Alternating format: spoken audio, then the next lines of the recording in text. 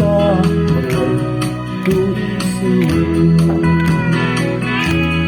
Kasi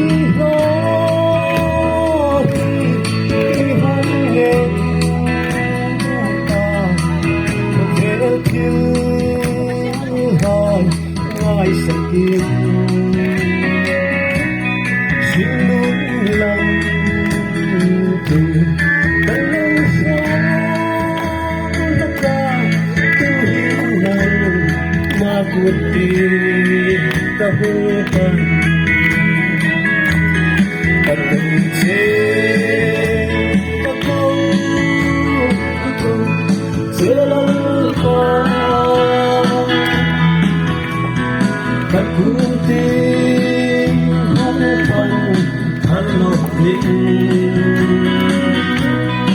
tuhin ka sila inamangay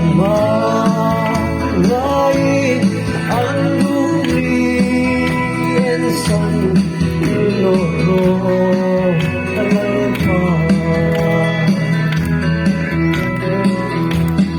Olal pa katutong panghayro kasi nga kita din magkakahong ingatan mikatan mo o kalaisu tambawin sekalalan kita. Tuhin